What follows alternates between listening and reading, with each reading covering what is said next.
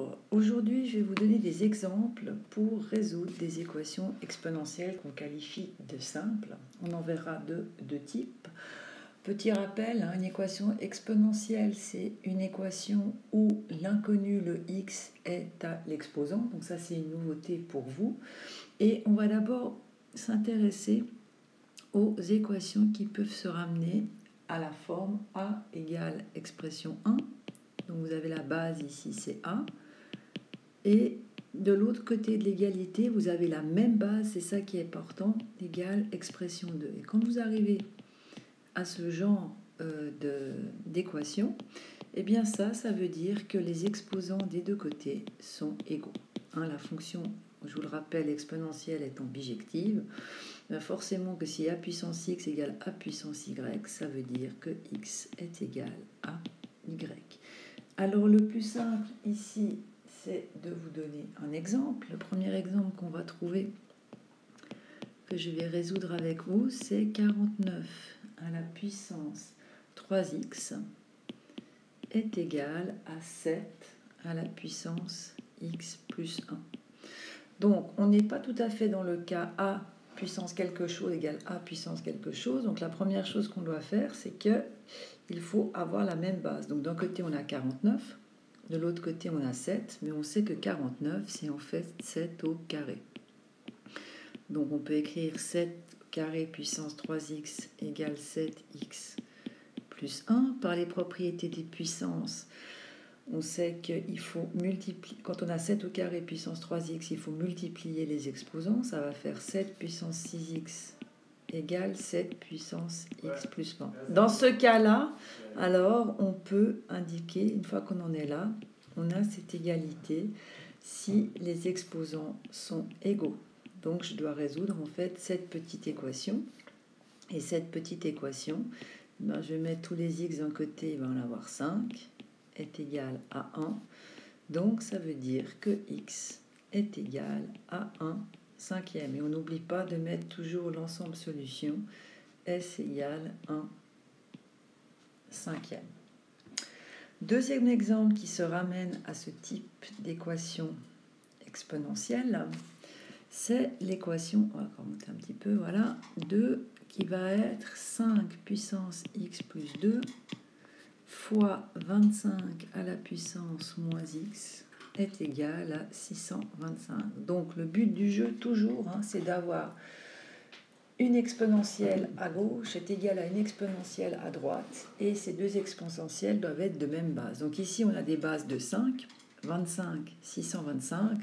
On se doute bien qu'il va falloir tout transformer en base 5. Donc le premier terme, lui, ne va pas changer. 25, on sait que c'est 5 au carré. Et 625, c'est 5 puissance 4. Ensuite, on utilise les propriétés des puissances. Donc 5 au carré à la puissance moins x, ça fait 5 à la puissance moins 2x égale 5 puissance 4. Et quand on multiplie deux puissances entre elles, on sait que les exposants vont s'additionner. Égale 5 puissance 4. Donc une fois qu'on en est là, on sait que x plus 2 moins 2x doit être égal à 4. Si je mets tout ensemble, ça fait moins x plus 2 égale 4.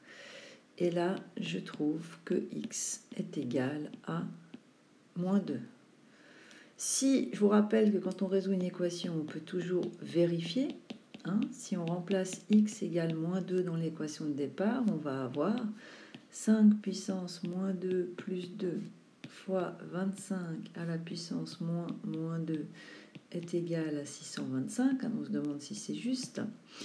Là, ça va faire 5 puissance 0 fois 25 à la puissance 2 égale 625. 5 puissance 0, ça fait 1, donc 25 au carré, c'est bien égal à 625. Donc notre solution est juste et on n'oublie pas d'écrire s égale moins 2. Donc voilà le premier type d'équation que vous allez devoir résoudre. Un deuxième type qui est un tout petit peu plus compliqué, mais qui se ramène en fait à des identités remarquables. Alors, deuxième exemple ici que je peux vous donner, c'est donc ça c'est équation exponentielle à résoudre à l'aide d'identités remarquables.